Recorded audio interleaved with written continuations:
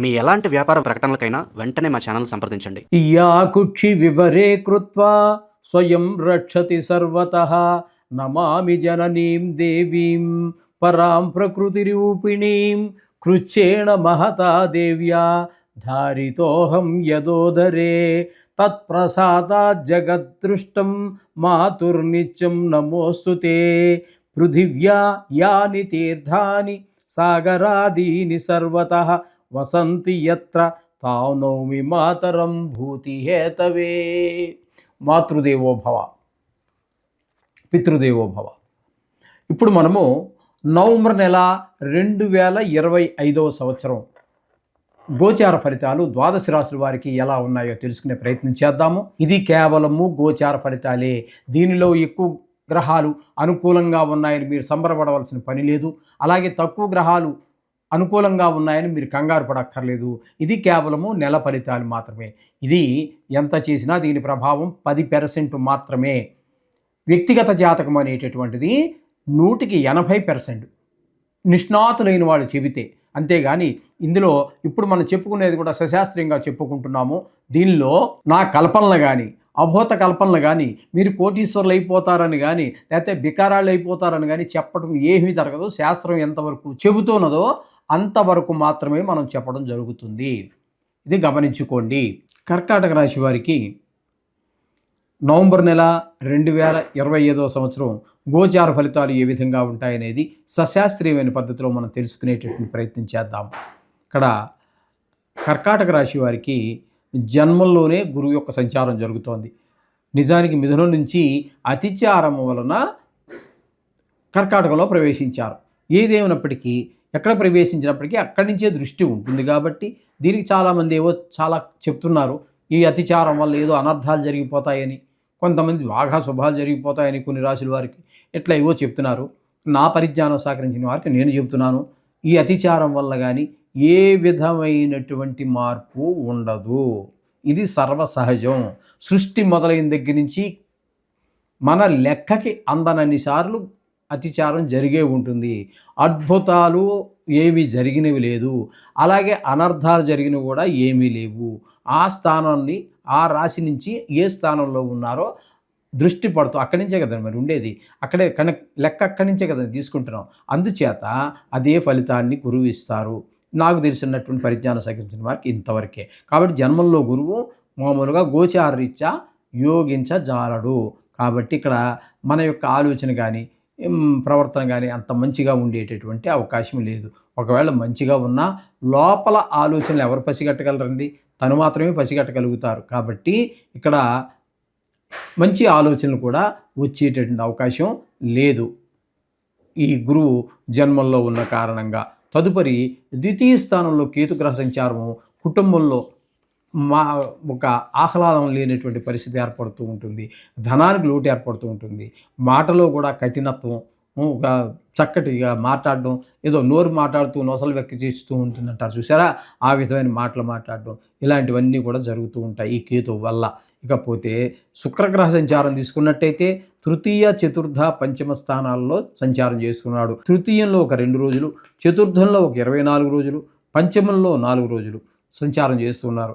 ఈ 3 స్థానాలలోనూ కూడా తృతీయ, చతుర్థ, పంచమ స్థానాలు మూడిట్లో కూడా చక్కటి ఫలితాలను ఇస్తున్నాడు. తృతీయంలో ఉన్నప్పుడు సహాయ సహకారాలు అందరూ అందిస్తారు. అలాగే చతుర్థంలో ఉన్నప్పుడు మీకు అమ్మగారి యొక్క ఆశీస్సులు బాగా లభిస్తాయి. అలాగే విద్య విషయంలో, గృహ విషయంలో, భూమి విషయంలో, వాహనాల విషయంలో, మన స్వభావం విషయంలో అన్నీ చాలా బాగుంటాయి, చాలా బాగుంటాయి. ఈ తదుపరి పంచమ స్థానంలో కూడా 4 రోజులు ఉన్నారు. అక్కడ సంతానం అంటే ఇక్కడ మొత్తంగా 3 స్థానాలలో ఉన్న కారణంగా ఇంట్లో కుటుంబ సభ్యులను కూడా మనకి సంతానం కూడా చాలా చక్కగా అభివృద్ధిలోకి వచ్చేటువంటి అవకాశం కనబడుతుంది. ఈ విధంగా శుక్రుడు మీకు 3 రాశుల్లో సంచారం చేయటం వలన మీకు అద్భుతమైనటువంటి ఫలితాలన్నీ కూడా వస్తాయి. శుక్రుడు అనుగ్రహం 3 రాశుల్లో ఉంది కాబట్టి మీరు షేర్ మార్కెట్లో పెట్టుబడి పెట్టేవాళ్ళు కూడా పెట్టుబడి పెట్టవచ్చు. అలాగే టీవీ రంగంలోనూ, సినిమా రంగంలోనూ ఉన్నటువంటి వారు, ఈ మీడియా రంగంలో ఉన్నటువంటి వారికి కూడా శుక్రుడు చాలా అనుకూలమైనటువంటి ఫలితాన్ని ఇస్తూ ఉంటాడు. ఇంకొక విషయం ఏంటంటే శుక్రుడు ఎవరికి అయితే గోచార జాతకంలో కూడా శుక్రుడు ఎవరికైతే అనుకూలంగా ఉంటారో వారందరూ కూడా ఎప్పుడు ఒక స్టేటస్ మెయింటైన్ చేయటము, ఎవర్ గ్రీన్‌లా ఉండటము, కొంచెం అలంకార ప్రియత్వం ఇట్లాంటివన్నీ కూడా చాలా సుగుణాలు అందులోకి లలిత కళల్లో దేనిలో దానిలో ప్రవేశం ఉండటం ఇట్లాంటి సుగుణాలు చాలా ఉంటూ ఉంటాయి శుక్రగ్రహం వల్ల.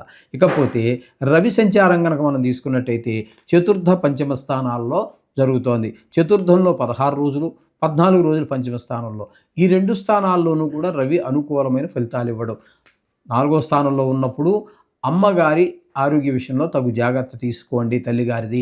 అలాగే విద్య విషయంలో భూమి, గృహము, వాహనము, స్వభావం ఇట్లాంటి విషయాల్లో కూడా జాగ్రత్త తీసుకోవాల్సి ఉంటుంది. రవి మీకు ఇక్కడ అంటే ఈ రియల్ ఎస్టేట్ వ్యాపారం చేసేవారికి అనుకూలమైన ఫలితాలు ఇవ్వజాలడు. అలాగే 5వ స్థానంలోకి వచ్చినప్పుడు సంతానం విషయంలో చదువు మీద శ్రద్ధ తగ్గటము ఇట్లాంటివన్నీ కూడా జరిగే అవకాశం మనకు స్పష్టంగా గోచరిస్తూ ఉంటుందండి ఇక్కడ ఈ రవి యొక్క ప్రభావం వల్ల. ఇక 5వ స్థానం దగ్గరికి వచ్చేటప్పటికి మీరు కుజుడు కూడా సంచారం చేస్తూ ఉన్నారు నెలంతా కూడా. 5వ స్థానంలో కుజుడు కూడా సంతానం మీదే, చదువు మీద శ్రద్ధ తగ్గడము, ఆటల మీద శ్రద్ధ పెరగటము, ఆటల్లో గాయాలు చేసుకోవటం, తద్వారా అనవసరమైన ఖర్చులు పెరగటం ఇట్లాంటి మనశ్శాంతి లేకపోవటం అన్నీ జరుగుతూ ఉంటాయి మన ఈ కుజుడి వల్ల. ఇక బుధుడిగా సంచారం తీసుకున్నట్టయితే 4, 5 స్థానాలలో సంచారం చేస్తున్నారు. 4వ స్థానంలో 6 రోజులు మాత్రమే వక్రగతి కారణంగా.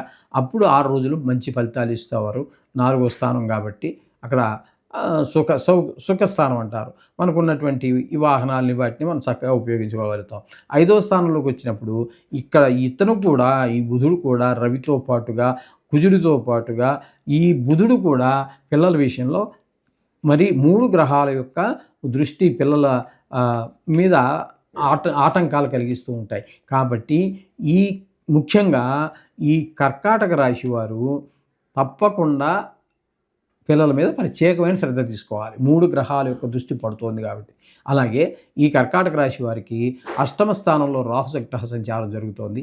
అలాగే భాగ్యస్థానంలో సంచరించేటటువంటి శని కూడా వక్రగతి కారణంగా 8వ స్థానాల ఫలితాలనే ఇవ్వబోతున్నారు ఈ నెల 28 వరకు.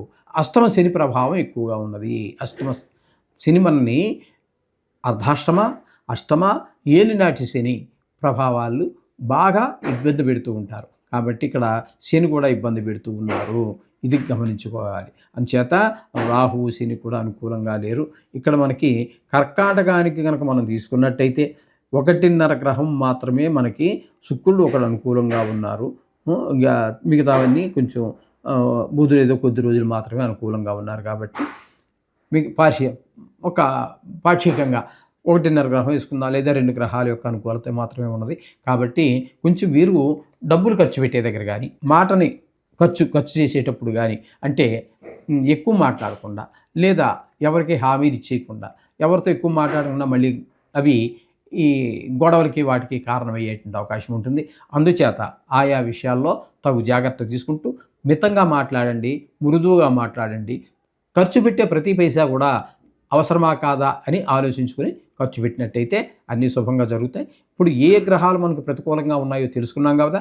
కాబట్టి మనం నిత్యం పూజించేటటువంటి పూజలో మీకు ఇష్టమైన దేవుడిని కానీ నవగ్రహాలను ముఖ్యంగా ప్రార్థించడానికి ప్రయత్నం చేయండి.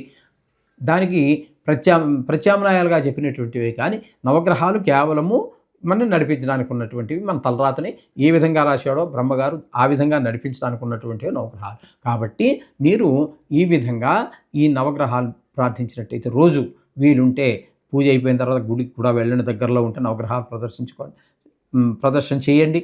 తర్వాత ప్రధాన దేవుని దర్శనం చేసుకోండి. సమస్త దోషాలు తొలగిపోతాయి. శుభం భూయాత్.